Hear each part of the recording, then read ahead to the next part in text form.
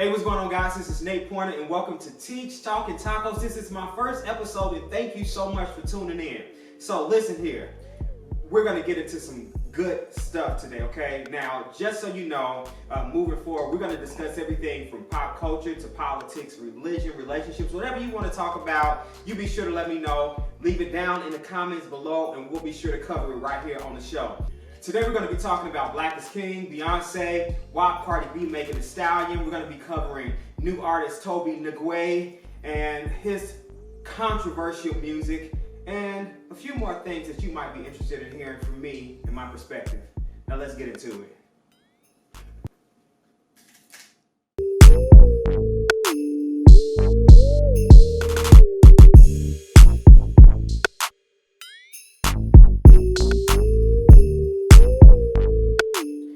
So here we go, we're going to get right into it. And the very first thing I want to talk about is something that's very near and dear to my heart. And since I'm getting to know you and you're getting to know me, let me share with you this one thing about me that you really should know. And that is this: I love Beyonce. Now, I don't love Beyonce because of reasons that you may think. I actually love Beyonce because she's an amazing artist. She is, in my opinion, probably like the modern day Michael Jackson, okay? And I'm not gonna steal any credit away from him, but the girl is bad, okay? She is literally like the king of queens in my opinion in music, okay? She can do everything. She can dance, she can write, she can sing, she can produce. And for many of you who don't think this, she can actually act, okay? And so we're gonna get into Black is King, okay? Now, Disney released Black is King on July 31st on Disney Plus, and as many of you may have thought in your minds, it was going to be a big success. Well, guess what? You are absolutely right. It was a huge success. Now, I want to share a few things with you, a few facts. Number one, here's a fact that may seem a little weird, but not so much. It was actually in the less of 4% of viewership for overall Disney Plus shows. But here's the thing, the comparativeness of that particular release was being compared to a bunch of other releases that have been on Disney Plus for quite some time. And so the show was actually, I'm sorry, not the show, Black is King, the visual album movie on Disney Plus, was actually in the top 3% of Disney Plus releases. Another thing, it also had a 98% Rotten Tomato scores, with the exception of some weirdo who I don't want to talk about, who has a history, and he's a black man, unfortunately, of just downplaying anything everybody says is good, okay? And we know that people who do that are typically just looking to get some attention. And so here's your attention, sir. You're getting none, because I'm not even going to mention your name. Okay, so now, here's a few things that I really loved. I love that they highlighted Blue Ivy throughout the movie.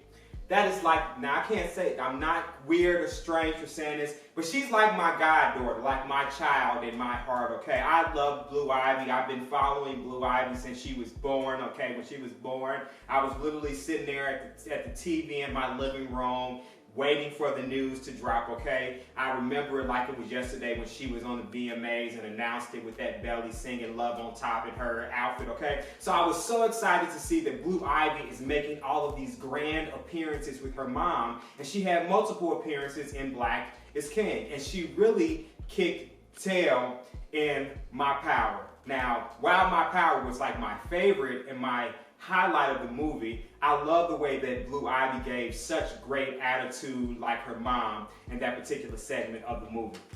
Of course, it also featured Blue Ivy in her song that she co-written, which was Brown Skin Girl. So yay for you, Blue Ivy, for having your BET, or was it NAACP award, guys? Which was it? It was a BET award? My team, they don't help me, okay? They don't know. I think she won a BET award, or it was an NAACP award. I need to fact check. We're gonna come right back with the fact check, guys. Okay, so we're back, and we don't tell no lies around here, so my team had to do some fact checking, and it was not one. It was actually 3 awards that my goddaughter won. She actually won an NAACP award, she won a BET award, and she won a Soul Train Music Award. And so, kudos and congratulations. Big applause to my triple threat, triple award winning goddaughter, Miss Blue Ivy Carter. We salute you, darling. Okay, so let's get into a few other things. Let's talk about this fashion here, okay? I mean, it was glitter and gowns everywhere. Prints, I mean, just patterns everywhere, okay? I mean, I was overwhelmed by the fashion that was happening in this movie. I mean, it was beyond anything that I think I've ever seen, not just in a video or visual album, but in an actual movie itself. I mean, and we all know that Beyonce has become very known for utilizing fashion as a part of her means of expression. But when you attach that to African culture, boy, you are in for some amazingness, okay? But here's one thing that I really, really, really loved.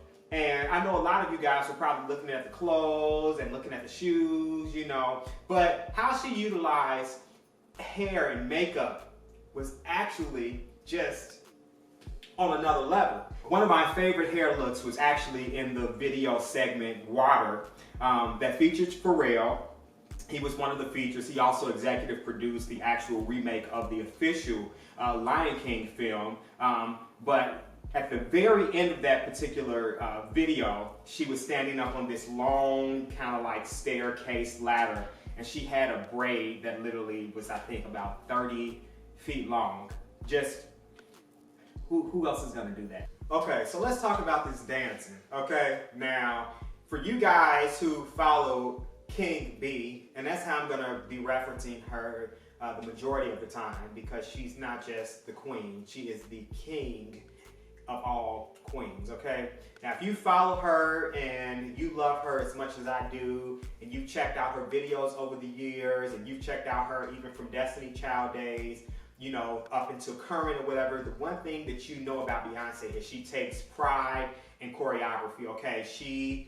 Like, you're not gonna just get like just some random, you're not gonna get those cute Ashanti moves, okay, guys? You're going to get a full-on production. You're going to get moves and kicks and turns. You're going to get tribal. You're going to get American. You're going to get Spanish. You're going to get all kind of influences, okay? And of course, in true form, what she did in Black is King is she really infused a bunch of African-inspired African culture and dancing into a lot of hip-hop and American moves, okay? And I just thought it was again, as much as I love the fashion, I love the dancing as well, okay? Now, I think one of my favorite dance pieces in the film, I think it was two pieces. Now, mind you, choreography goes beyond just a bunch of dance movement. It has to do with movement, period, and how you intertwine those movements into a particular place or piece or whatever. Okay, so two of my favorite pieces of choreography in the film were in Move Forever, and I know this might seem like real weird or whatever. Y'all could be like, they wasn't dancing, but it's still considered choreography. When they did the chess piece, bomb as hell, okay? Just the thought behind it was just so amazing, okay? And then in that same musical experience, at the end, they had a scene where Beyonce acted as a, what do you call it when the dancers, when the swimmers, she did synchronized swimming. Freaking amazing, okay? Because typically, and I hate to say this, but when you think about synchronized swimming, you think about rich white women, okay? And she wanted to show that she wasn't white, but she was definitely rich and she had her stuff going on, okay? And that little wink, it was just so cute. The whole scene was amazing. And then we have to skip to My Power. Now, I could talk about Spirit and all that, but we saw that video already, and we know that it was just bomb from top to bottom. But My Power, if you guys have been following on YouTube and just checking out, I mean, there's a My Power like dance challenge, and people are literally like recreating the choreography, and I'm trying to do it, but I'm just not that kind of dancer, okay? So, unfortunately, it's not going that well. But My Power, oh my God, like, it is a powerful piece of dance, and I mean, she is literally like,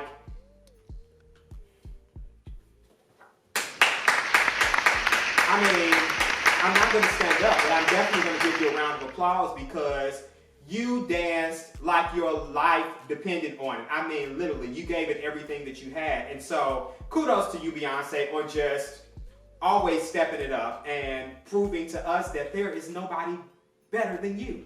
Okay?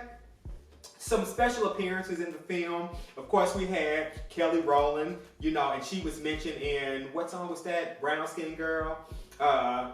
My Kelly Rowland, okay. I love how, you know, she referenced her and then brought her inside the film. She also featured her in another place in the film. I think Mood Forever as well. She had Naomi Campbell. Of course, she had Mama Tina Lawson. They had a few scenes, and they actually had one scene where they had Tina, they had Blue Ivy, Beyonce, and they had Rumi in it. And I just thought that was just such a beautiful scene to show the generations, you know, from mother to grandmother to daughter, and it was just great. Another feature that we already discussed, they had Pharrell, okay, Ageless Pharrell. They also featured husband Jay-Z, Hova, okay, and they had Childish Gambino. Now, of course, there was not a physical appearance of Childish Gambino, but if you watched the film, you would have noticed that in Move Forever, which is a song that he's featured on, that there was a particular scene where they had this big photo of him in the room behind this wooden table, and they had Childish Gambino. So,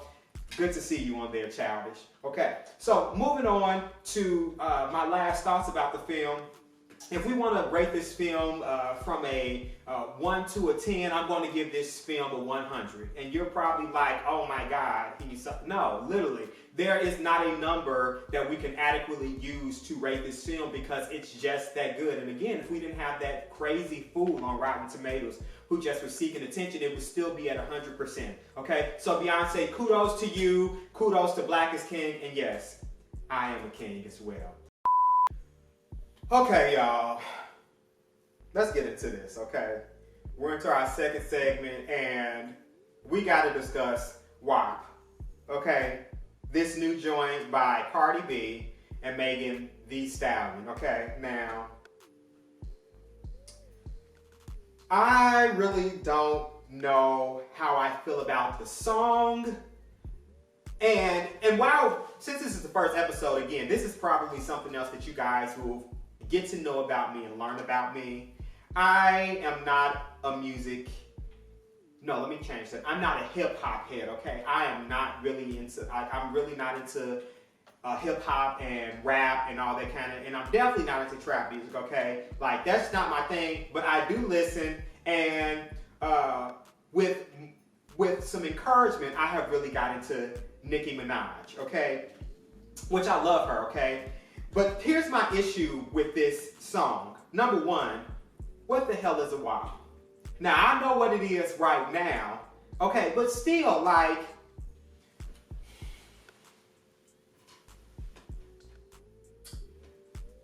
this is 2020, right? And I just expect more from us, okay? And I expect more from us in this climate that we're currently in our nation. And I expect us, if we're going to put out anything, that we're going to put out something that speaks to the culture. And I'm sorry, I need a moment to kind of cry about it because I'm so devastated that we really wasted about 4 minutes, not probably even that of our lives, thinking that this song was worth our time. Now, let's take a moment to give attention to a few things. Number one, the videography was great. Okay. They had some great appearances. They had Kylie Jenner, they had Normani in it, who always gives great dancing. But the lyrical content of the song itself, okay, you get a triple, okay, because it was very mediocre, okay? And the fact that this song, let me just share with you guys these facts, okay? Because then this will help you understand my frustration with this song. Number one, it had over 93 million US streams, which is the highest streaming song in US history. Highest streaming. Forget anything that Beyonce has put out because she's had amazing content and material. Forget anything that Lady Gaga or Ariana Grande. Forget anything that Ed Sheeran. We have so many great artists and so much great music. And the fact that we live in a time and culture where WAP receives the most streams in U.S. history is concerning to me. And it speaks to what we consider valuable information, okay? It speaks to what we give our time and attention to. And unfortunately, this song was a waste of time. Next fact, this was Cardi's fourth number one Hot 100, and it's the most of any female rapper in history. Okay, now forget somebody like Nicki Minaj, who actually is a very profound lyricist and does a lot of research before just penning a song. Forget the fact that Nicki Minaj actually writes her material, okay? You know, forget those facts. And we have now handed the most number ones of a female rapper in history over to Cardi B. Now, mind you, I don't have nothing against Cardi B. I love Cardi. I love her personality. I love who she is. And most of all, I love that she has a great team who works hard for her. What I have an issue with is us consumers who give attention to very subpar material.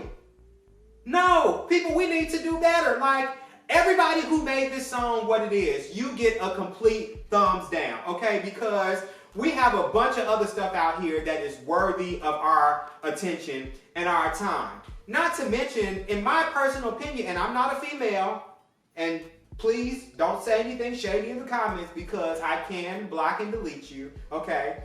But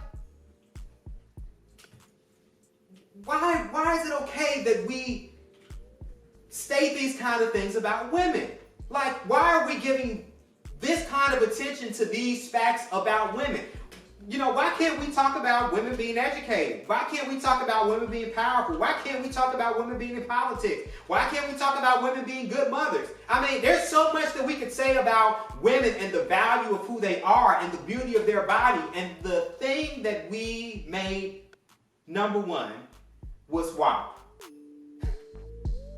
Yeah, segment over. All right, guys, so here we are. We're back in our last segment, okay? And this is the last segment of this episode, but I thought it was important since I was discussing music and artistry and, you know, kind of some of my thoughts on what was needed and what was not needed and all of that jazz, that we discuss this next artist who isn't a new artist, but he definitely is a breakout artist. And this guy's name is TOBE NWIGWE.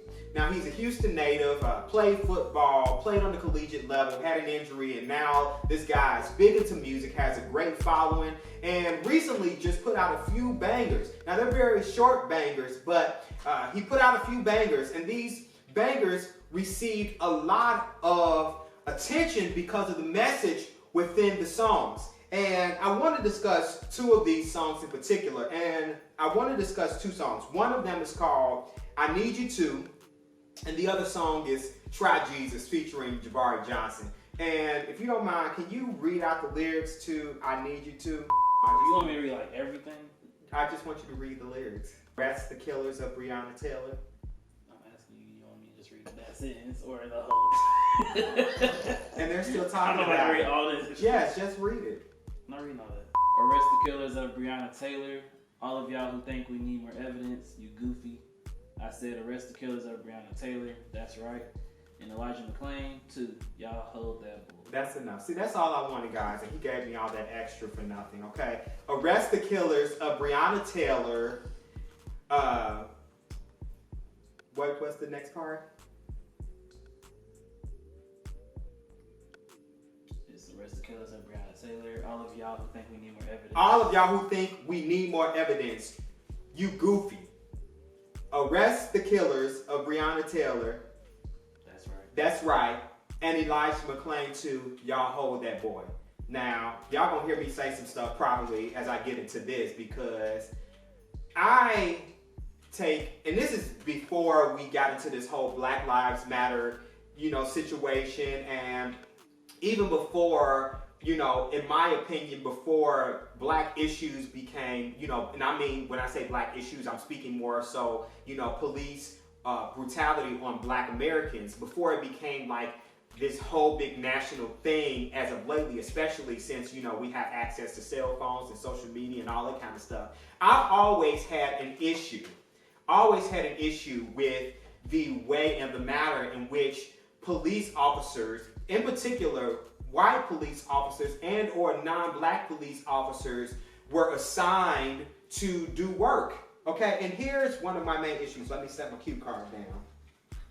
My issue is this, that in a lot of instances, when you go through, and I don't know in full about police training and all this kind of stuff and what's necessary and what's done in order for you to be assigned, but I want to understand more the psychological evaluation of officers as it relates to being placed in certain areas, right? Okay? And here's one of my specific issues, and then I'll get back on the song. One of my specific issues is that in Black culture, you know, especially if you go into the hood and into certain neighborhoods, we talk a certain way, right? Am I right, Jordan? Am I wrong? You know, tell me. Am I? Okay. They are shaking their head agreeing with me. We interact with individuals a certain way. And so if you put individuals in those neighborhoods who are law enforcement, who also understand the neighborhoods and the interaction and the cultures, then the offense of those responses to certain things would not be a certain way because you understand where you're at. But if you put a white suburban guy who's never really spent time around Black people and around Black culture and who don't understand how we speak and talk and interact, you're going to get into those neighborhoods and those environments and you're going to automatically be tripped up and scared and react in fear because you don't know no better. I'm not going to necessarily pin anything on racism, but I am going to pin certain things on lack of understanding. And it's hard for you to respond to something properly that you do not understand. You know what I'm saying? And so I struggle with understanding the policies behind which they place officers into certain neighborhoods, which kind of puts into my mind this question that maybe they intentionally put certain officers into certain neighborhoods because they know that they're just going to respond negatively. And it's going to be justifiable at the end of that response. Okay? Now, let's talk about this Breonna Taylor case. Let's talk about TOBE and his song, Arrest the Killers of Breonna Taylor, you know. And he also highlighted something that I'm going to share about as well, which is the case of Elijah McClain, which is a case that I'm very passionate about. But here's my issue, right? As civilians, I'm talking about me and you. As civilians, if somebody walked into my crib, right, and I shot them, immediately what's going to happen? I'm going to be taken in. I'm going to be arrested. I'm going to be charged. You know, I'm going to be maybe or maybe not given bail. And that's going to be what it is. And I'm going to be tried, right? Or if it's around, if I break into somebody's house or enter someone's house, you know, or their residence, you know, and they come out and respond with gunfire, and I respond with gunfire and kill everybody in the house, guess what's going to happen? I'm going to be arrested and taken in and charged, you know, potential bail will be set, and then I'll be tried. Here's my issue, right? We do not have the same mentality as it relates to law enforcement. Some shit is black and white, and excuse my language, but this is how I feel about it. Certain things are black and white. And unfortunately, when it comes to our law enforcement, we don't offer that same stance as it relates to them, right? We don't do it. So we'll justify, hey, they broke into the house because they thought something was going on. And they had a no-knock warrant, and they knocked a few times, but nobody heard it. And they went in, and the person who was in the house who had a right to carry shot, thinking that the house is broken into. And then the officers fired back, and then they end up killing the person who wasn't even involved with 8 bullets. And now everybody's back at work. And we got to investigate it. And we got to come up with answers. And we got to figure this thing out because, yeah, they're officers. But if the shoe was on the other foot, they would have already been locked up and been in jail.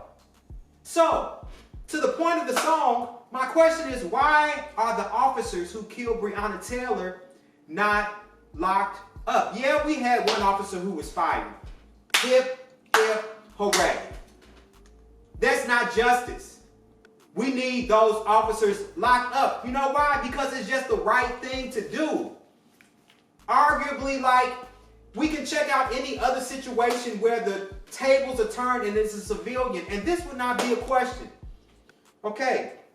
He also addressed Elijah McClain, which I'm very passionate about. And many of you guys have followed the case of Breonna Taylor and the case of Ahmaud and the case of Floyd. But many of you guys probably have not heard about the case of Elijah McClain. And even though he's received now national coverage, for about a year he received no headlines. You know why? Because this young guy was killed for standing his ground to officers and saying, hey, please don't approach me like that.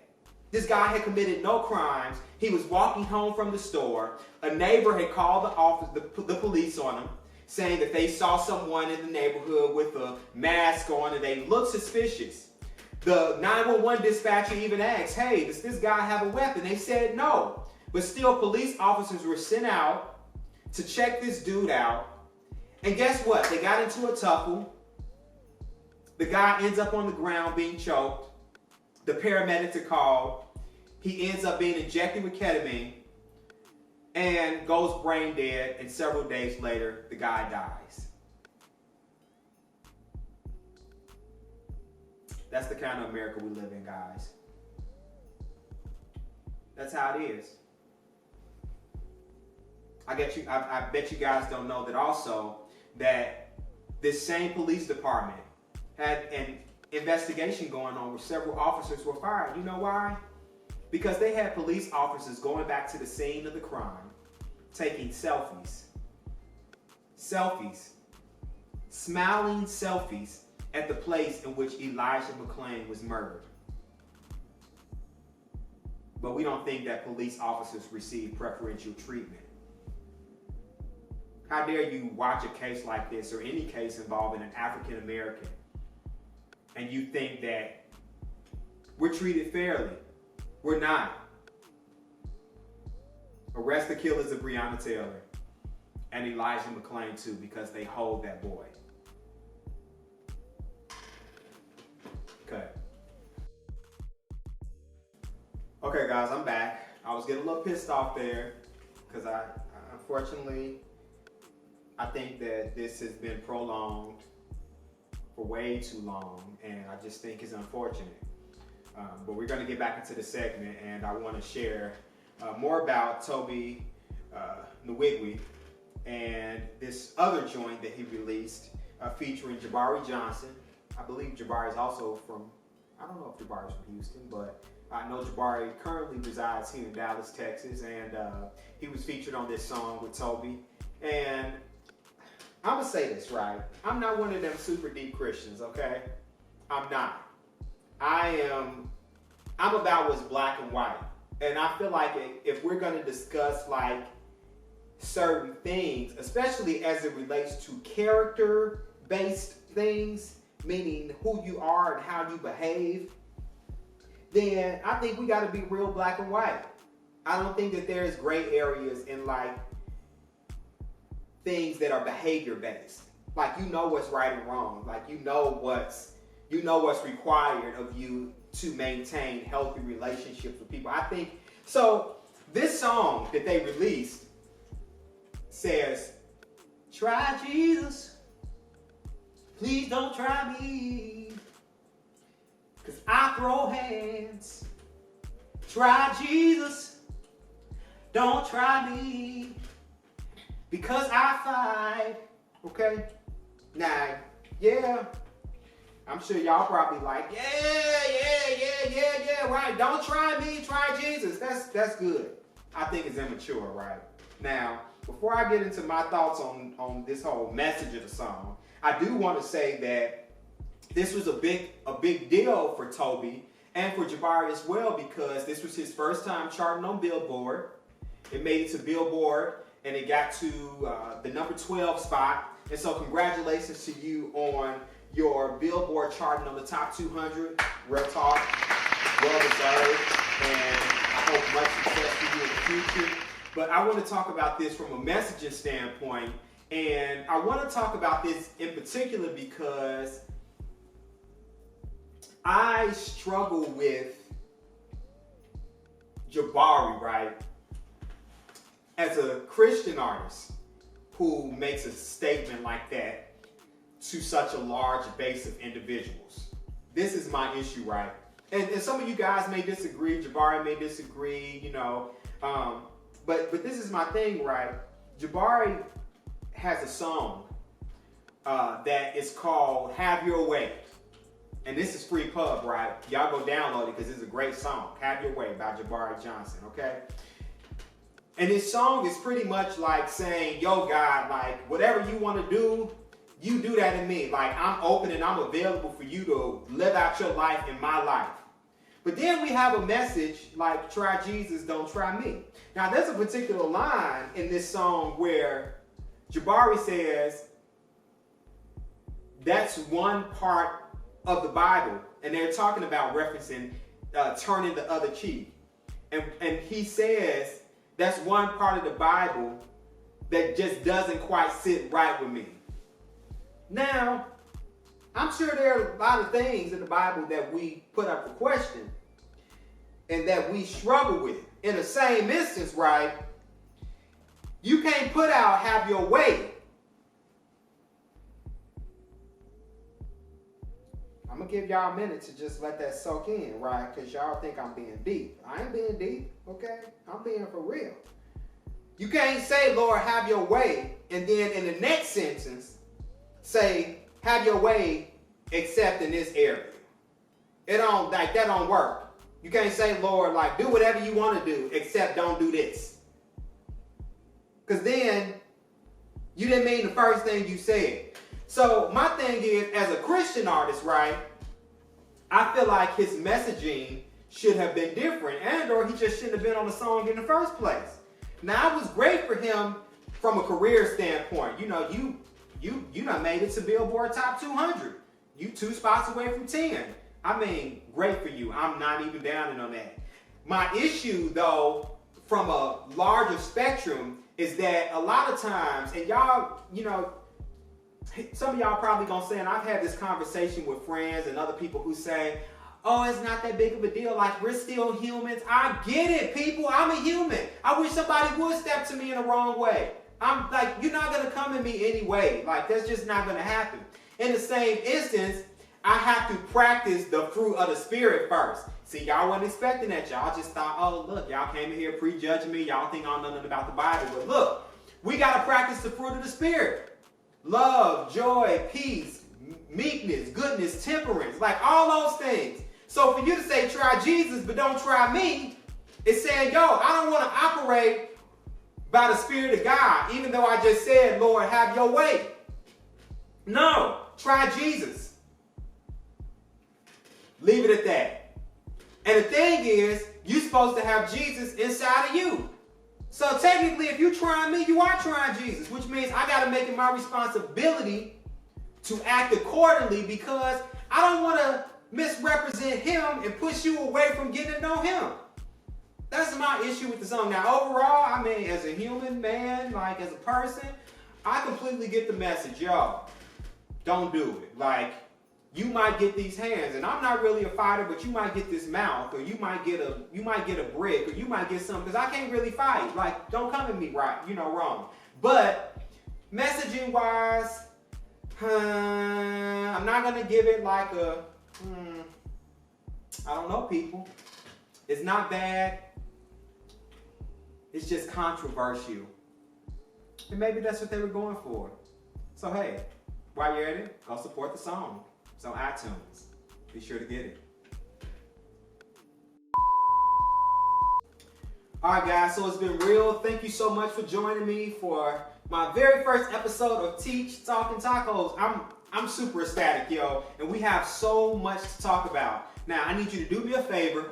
Be sure to comment down below. Let me know what you want to talk about. I mean, like I said, we can cover everything from pop culture, politics, religion, your relationship issues. I mean, whatever you want to talk about, I'm here for it, okay?